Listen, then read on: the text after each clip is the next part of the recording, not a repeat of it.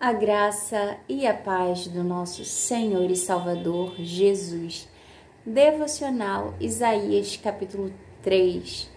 Eu vou fazer a leitura até o versículo 11. Esse capítulo ele tem 26 versículos. Eu vou estar lendo até o 11. Eu convido a você a ler o capítulo todo, a compreender, sobre o capítulo. O contexto a gente já tem visto desde o início do livro de Isaías, e a gente também pôde ver esse contexto por meio de outros livros dos profetas que a gente estudou anteriormente. Então, diz assim, eu vou estar lendo do versículo 1, e conforme o Espírito Santo de Deus me direcionar, eu vou fazendo pausas e vou comentando acerca do versículo. Verso 1. Porque eis que o Senhor, Deus dos exércitos, tirará de Jerusalém de Judá o bordão e o cajado, todo o sustento de pão e toda a sede de água, o valente e o soldado, e o juiz e o profeta, e o adivinho e o ancião, e o capitão de 50, e o respeitável, e o conselheiro, e o sábio entre os artífices, e o eloquente. E dar-lhes-eis jovens por príncipes, e crianças governarão sobre eles. Aqui o Senhor está dizendo, olha, enviará sobre vocês, o Senhor enviará sobre vocês, fome, que tirará o sustento do pão e toda a sede de água. Haverá escassez entre o povo. E ele tirará o valente, o soldado, e ele vai falando das pessoas. E vai dar a eles jovens por príncipes e crianças governarão sobre eles. Imagina. Verso 5. E o povo será oprimido. Um será contra o outro, e cada um contra o seu próximo. O menino se atreverá contra o ancião, não haverá respeito. O menino se voltará contra o ancião da casa. O vil contra o nobre. O homem mau se voltará contra o nobre.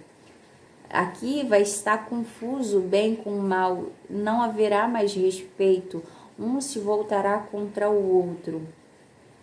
Quando algum for, verso 6, quando algum for ter com seu irmão a casa de seu pai, dizendo, tu tens roupa, sê nosso príncipe, toma sob a tua mão esta ruína é o que sobrou, a situação que eles estavam.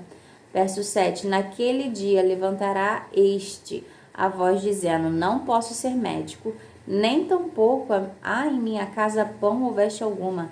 Não me ponhais por príncipe do povo, não me bote na frente do povo para guiar o povo, para tomar conta das causas do povo, ajudar o povo. Porque, verso 8, porque Jerusalém tropeçou e Judá caiu, porquanto a sua língua e as suas obras são contra o Senhor, para irritarem os olhos da sua glória. Por que virá esse tão grande juízo sobre o povo de fome, de escassez, de que o povo será tirado daquele lugar e que vai sobrar apenas jovens por príncipes e crianças como governadores?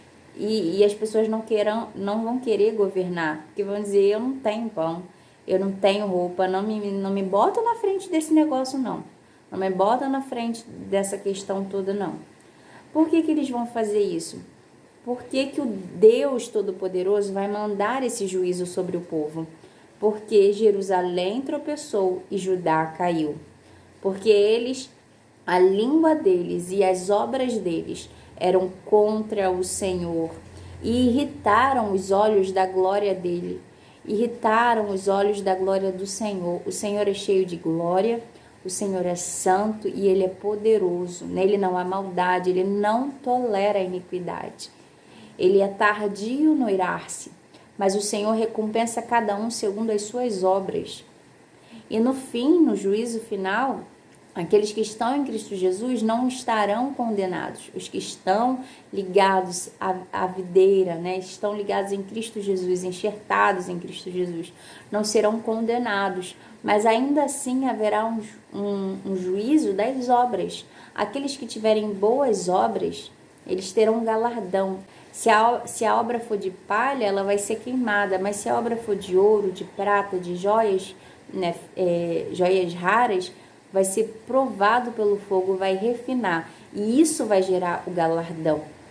Aqui na nossa terra, o Senhor, ele derrama da justiça dele de acordo com as obras, porque o povo, a língua do povo era má e as obras do povo eram contra o Senhor. Ele mandou o juízo dele sobre o povo, porque as obras e a língua do povo irritaram os olhos do Senhor, irritaram a glória dos olhos dele, irritaram a santidade dele. Por isso ele enviou o juízo.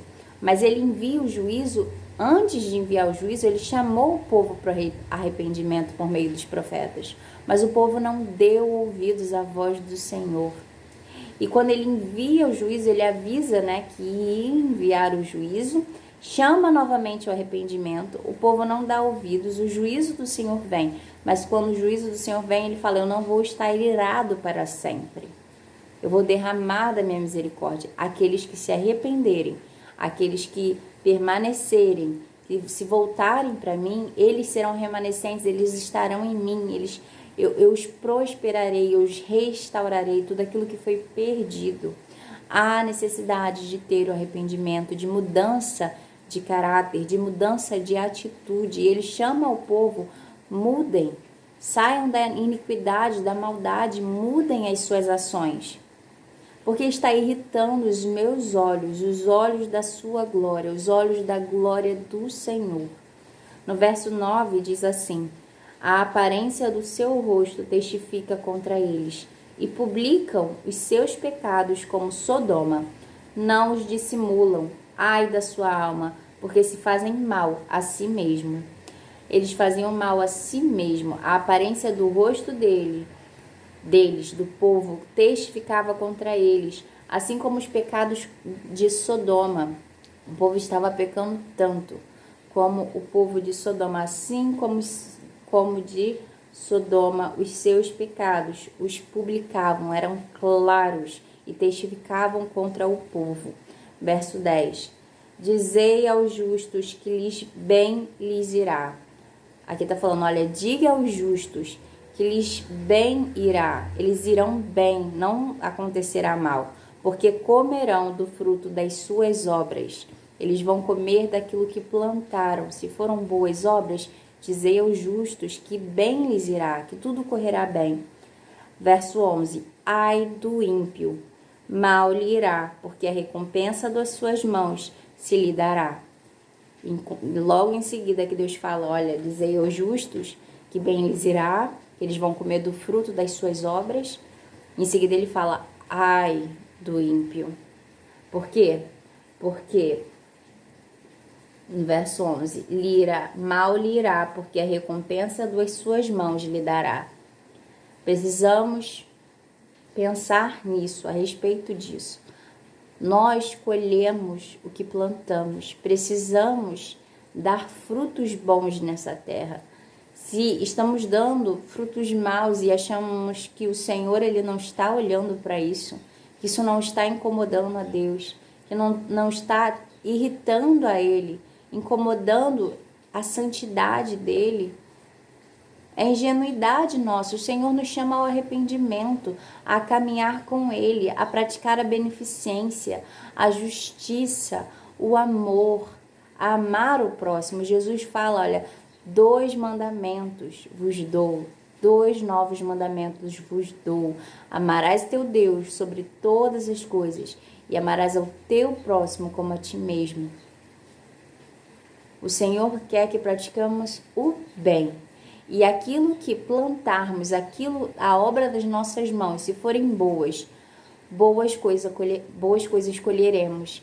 Mas se foram más, se foram cheias de iniquidade, de violência contra o nosso próximo. E quem é o nosso próximo? Todos aqueles que estão na nossa vida, que a gente tem um relacionamento, que a gente tem uma vivência, ou que a gente cruzou pela rua e a gente viu passar por necessidade, precisar da gente e a gente não ajudou, ele é o nosso próximo. Uma vez está chovendo, uma vez, por isso que está esse som de chuva provavelmente no fundo, eu estava no centro da cidade. Eu moro no Rio de Janeiro, eu estava no centro do Rio de Janeiro. Na verdade, não no centro, estava ali em Botafogo. É um pouquinho mais afastado do centro, ali do centro do Rio. E estava em Botafogo passando pela rua com guarda-chuva, estava passando de casaco. Tinha um rapaz só de short, só de bermuda na chuva, todo encolhido no chão. E eu tinha um chale, eu tinha um cachecol que eu gostava muito, bem comprido, bem quentinho. E eu amava aquele cachecol. E aquele dia eu tinha falado para o Senhor, né, o quanto que eu amava aquele cachecol, o quanto que eu estava feliz, o quanto que eu gostava. Porque a gente fala para Deus, né, as coisas que a gente gosta.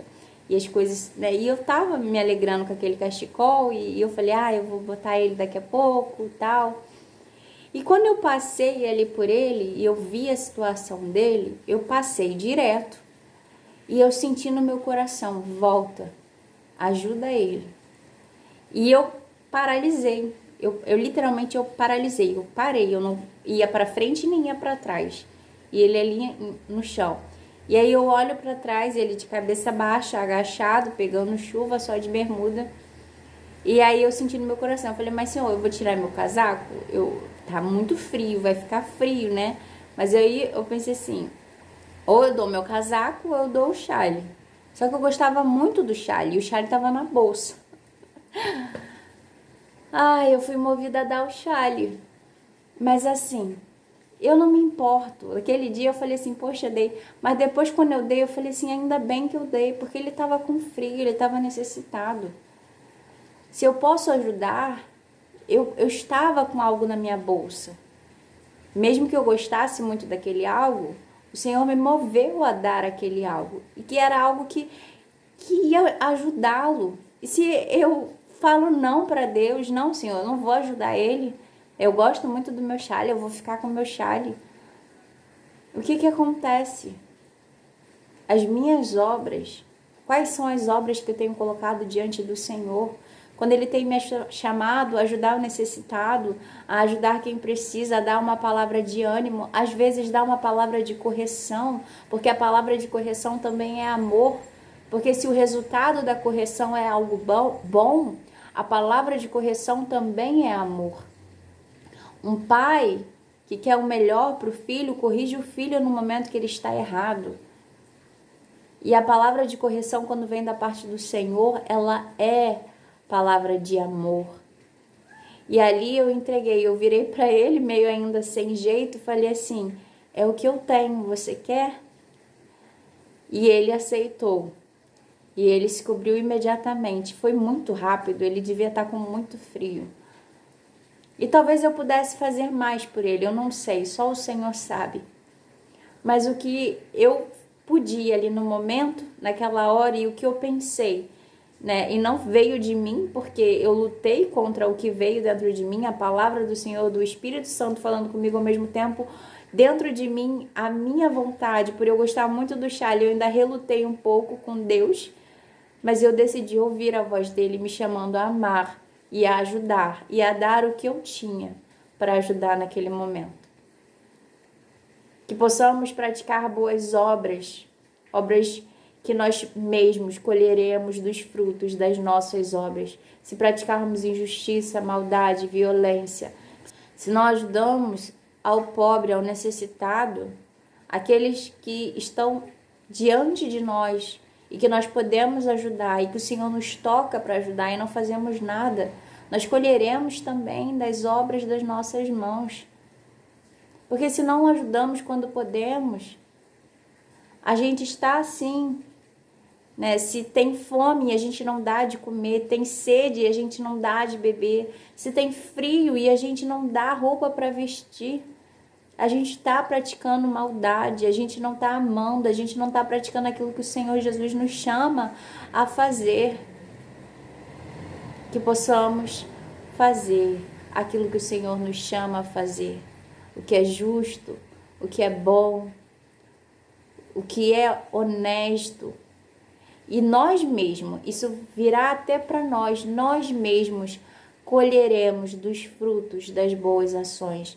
Não deveremos fazer porque pensando em receber recompensas de Deus. Mas quando praticamos o bem, o Senhor nos recompensa de acordo com as nossas obras. E quando fazemos o mal, o Senhor também nos recompensa de acordo com as nossas obras.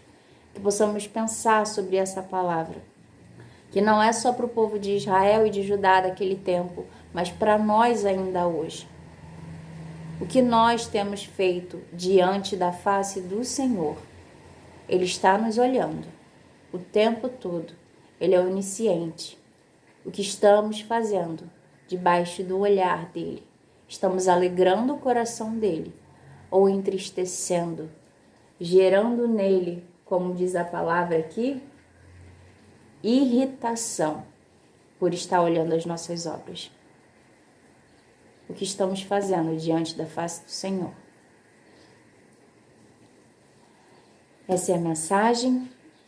Amanhã, se Deus quiser, estaremos aqui mais uma vez para o estudo, continuação do estudo do livro de Isaías, no capítulo 4. Estudaremos o livro todo de Isaías.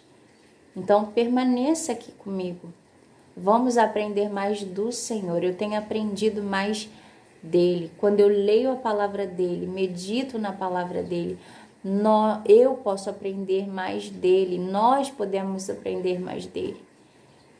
E se você quiser e puder, siga comigo nessa caminhada, aprendendo sobre o Senhor, sobre quem ele é, o que ele quer que nós façamos e como sejamos. Que possamos buscar a conhecer o nosso Deus, prosseguir em conhecê-lo, porque quando conhecemos a ele, podemos estar cada vez mais parecidos com ele. Amém? Até amanhã, se Deus quiser. Tchau.